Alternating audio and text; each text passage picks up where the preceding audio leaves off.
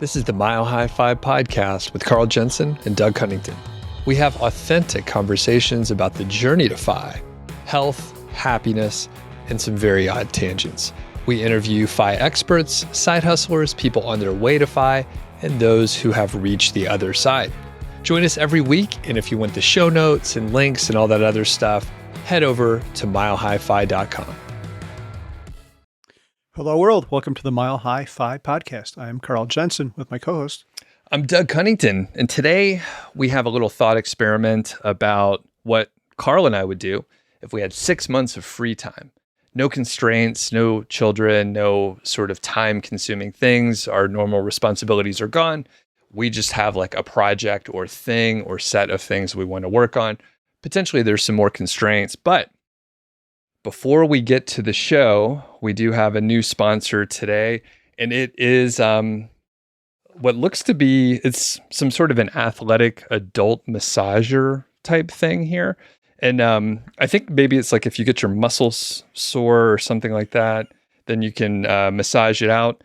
Have you used like a personal massager before, Carl? On myself or someone else? Either one, yeah. No comment. Okay. Well, that's cool. I mean, I think if your muscles get sore, because you've been working out a lot more, right? Yeah. So I think it's one of those that kind of vibrates a little bit. Here, you can take a look at the picture, and I think you'll understand exactly how to use that machine. Okay. So anyway, it's the personal Vibro 69. So you can check it out. We'll put a link in the show notes there. And thanks a lot for sponsoring this episode. And maybe we'll have a listener giveaway at some point. Yeah. So of course that's a joke. We don't have any sponsors. It's just Carl and I bringing you the show. But we may be able to get some maybe some factory seconds or something like that and brand MileHighFi personal massagers. They're waterproof. You could take them in the bathtub, the shower, the pool, hot tubs. Not public hot tubs, but all right.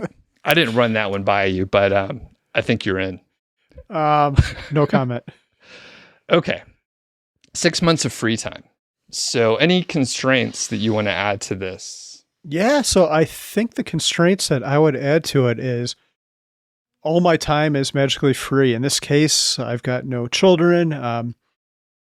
Because they take up time, or if they weren't in the picture, I don't have to do anything. I think they should just go away for the purposes of this, because if they're there, you're going to feel guilty. You want to spend time with them. And I guess your time is just completely yours, and you're not allowed to work, perhaps. You can't do anything for money. Take that away. Although I'm not sure if that's necessary. It's kind of like fire. A lot of the stuff we do is fun, but then we end up making money from it anyway. But yeah, I will say in my case, no kids, and I can be anywhere in the world I want to be. Yeah, very good.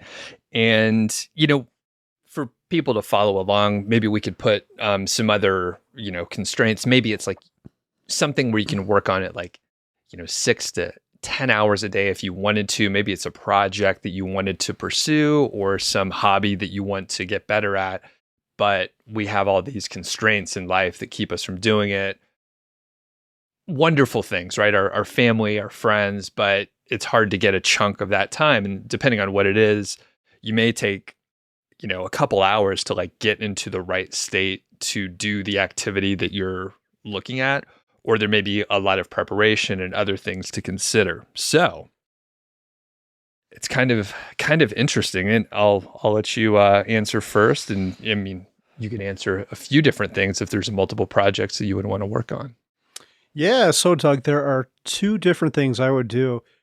I'm always curious, like one thought I've had, and this relates to fitness or music or some other skill you've wanted to develop, is if you went whole hog on it and you could hire whoever you wanted and work on it for as many hours of the day as you wanted, like how good could you possibly get? It would be interesting to see where your limit is with some of these things. And I think we all have some limits, especially when, for me, it would be guitar playing. I just don't have great motor skills. But I think the first thing I would do would be fitness. I think I would try to find a really good trainer and just spend 6 months, and I would give this guy 6 hours of my day, or girl, and say, how tell me exactly what I should eat. I will do exactly what you say for the next 6 months for these 6 hours. I will eat what you tell me. I will lift whatever weights I'll run. I will do whatever you want. Here are my goals. And let's see how good a shape I can be in. Because I will never be in optimal shape just because I don't have the time and I don't have someone yelling at me to do what I should be doing all the time. Nice. So fitness. Well, and to the guitar piece, I'll give two, which kind of dovetail together a little bit. I've been mentioning to you a couple times. I've been watching these YouTube videos where people build guitars, acoustic guitars, and it's a very specific kind of woodworking and certain tools. And I like guitars. It looks really fun. And I have been doing some small like woodworking projects. Like you gave me some tabletops, and I built like a table in the other room, which it's pretty sturdy. Like it, and I just kind of put it together with no real plan. And I was like, it's pretty fun. I lose track of time. You build something, it's usable. So I would probably build a guitar. Probably spend a lot of hours. There's a fairly significant learning curve. There's other tools to use. There's a lot of places to make a mistake. So it would be intellectually stimulating and challenging from a physical standpoint. And I would I'd probably work for, 8 hours a day, and it would go by in a second. Like I'd be in some sort of flow state. Yeah. And to be clear, this would be an acoustic guitar, not electric. Yeah, most likely acoustic guitar, although I'm more interested in an acoustic guitar.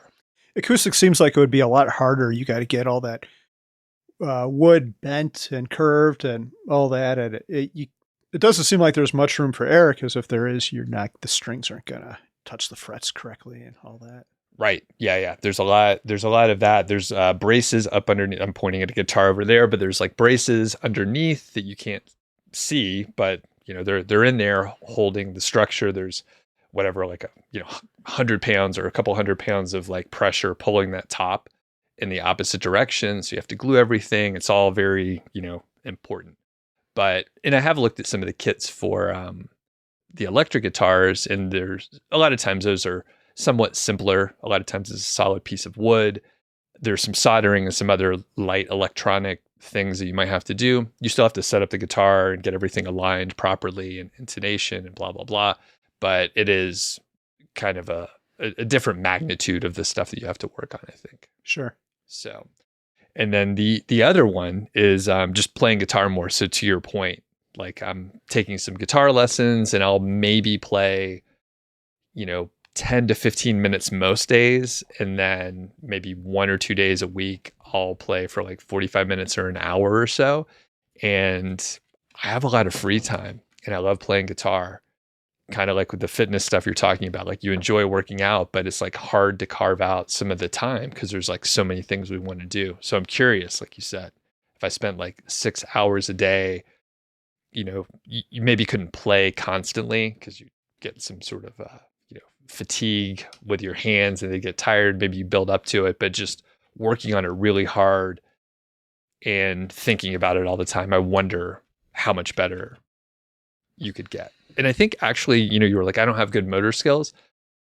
It's terrible at first, but then after 2 weeks of extremely slow progress, all of a sudden something clicks. So that happened with me with the finger style. It sounded like a young child that didn't know how to move his hands. And then after like a couple weeks, something clicked. There was it seemed like no progress the whole time. And then all of a sudden things were working, but it was, people don't want to listen to that. So maybe there actually is hope. You just have to be tenacious, and that where it might be valuable if you're doing the lesson or fitness or something like that. You're trying to improve on an instrument, to bring a third party in there to try to encourage you. Yeah. Keep you accountable.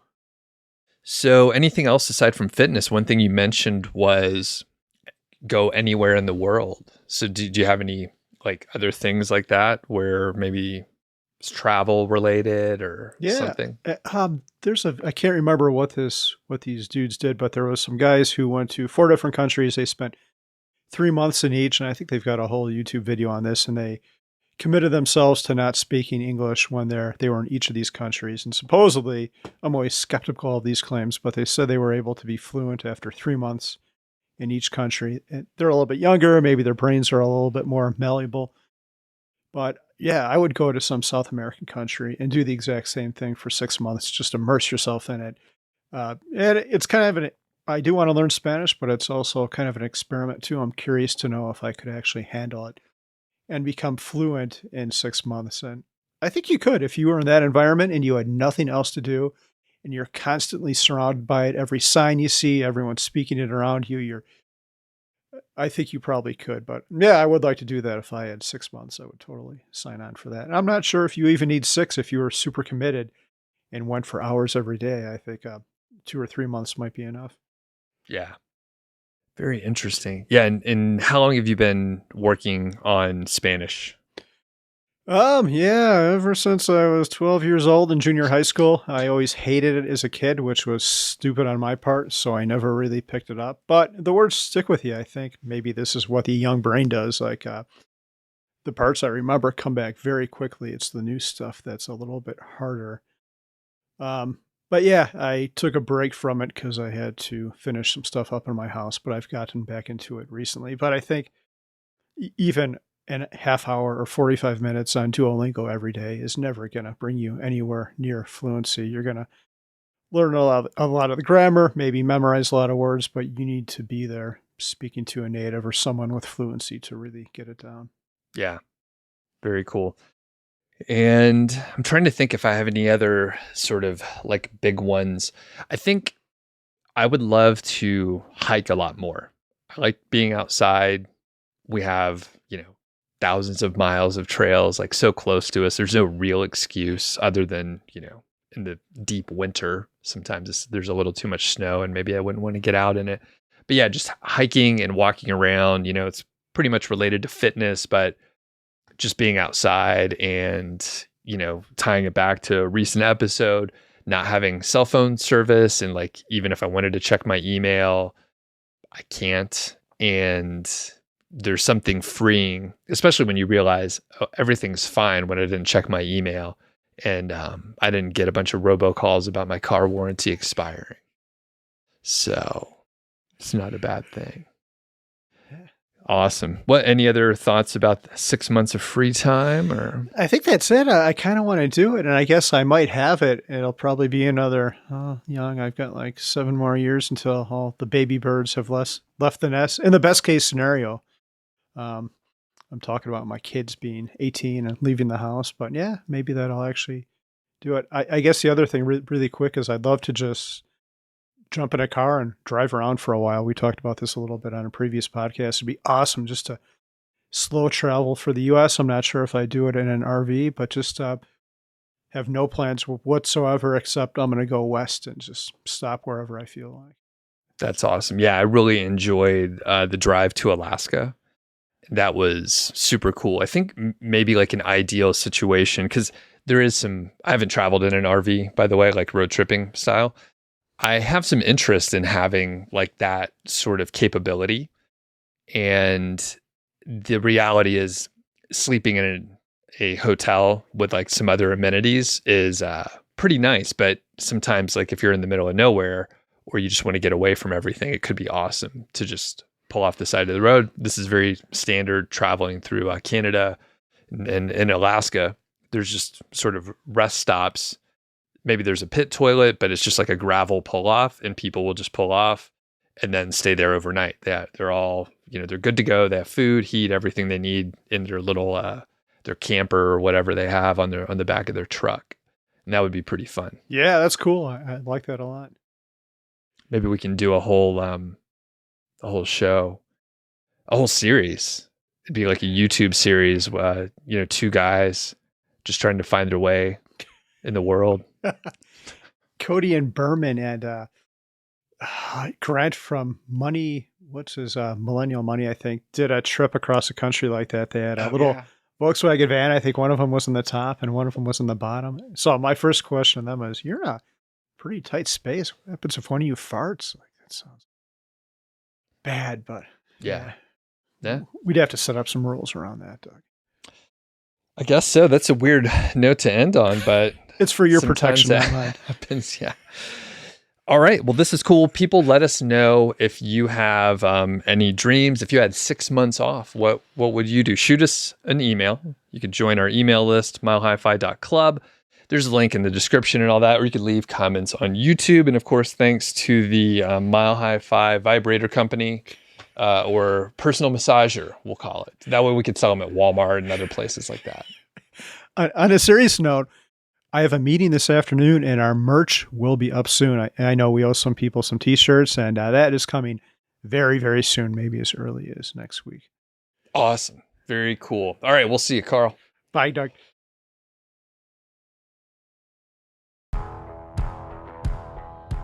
Thanks for listening to this show. That was the Mile High Fi podcast, and I'm Doug Cunnington, the balder host, and Carl Jensen is the cool, sexy one.